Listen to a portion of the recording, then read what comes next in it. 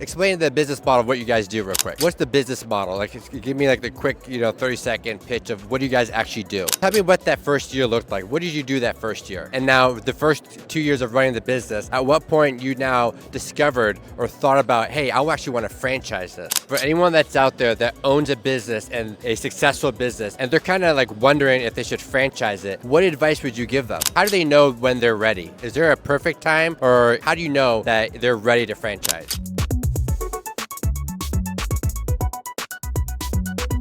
All right, you want to introduce yourself, please? Yes, John Knab with EBS. Great. Explain the business model of what you guys do real quick. Well, we could have started with venture capitalists and gone to that community and they'll take a big bite of your business and they have a certain element of control over the business. We wanted to go franchise because we have franchisee partners and they're not taking ownership bites out of the business, but they're doing very well on cash flow and giving them a return on their investment. I love that. And tell me, what's the business model? Like, give me like the quick, 30-second pitch of what do you guys actually do? We are going to be placing 1,000 bike stations over 5 years. Those 1,000 bike stations should generate 100 million bottom line in that 5th year. This industry of outdoor advertising has 10x multiple valuation on whatever your bottom line is. That's $1 billion value. We are shooting for a $1 billion company value in 5 years. And we want our franchisees to enjoy the ride. I love that. So you started the business about 2-3 years ago, right?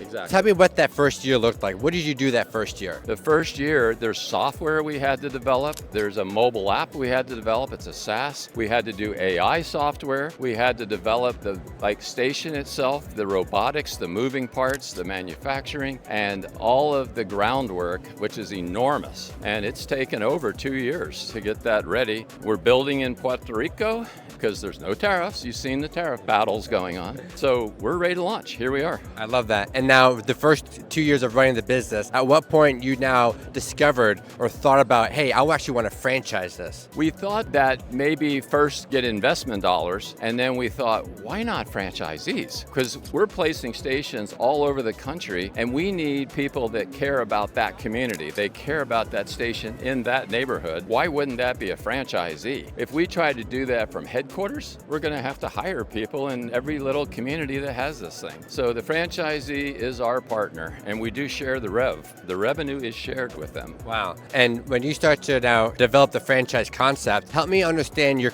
emotional journey of you launched the business for 2-3 years, and then now you're getting ready to start franchising it. What was some hesitations or emotional challenges that you faced but you now have built the confidence to go franchise that? Well, the franchisees are always going to start out small, but we did have, at this show in Orlando, we did have some entities come in that have control over 1,000 communities in Florida by what they do. Their corporation. They want to be part of this. So that's way beyond the person that's going to drop a station in East Orlando. This is a scale throughout Florida. So we're going to have two things going on. The Mon Pa franchisee and the corporate giant that catches the vision that 1,000 communities in Florida will have this. I love that. So for anyone that's out there that owns a business and a successful business, and they're kind of wondering if they should franchise it, what advice would you give them? Make sure you follow the franchise laws. It's very stringent. Make sure you've got the legal side of it understood. Be careful what you commit. Be careful how you explain it. Make sure that they have a clear understanding of the risks and the opportunities. And if they do,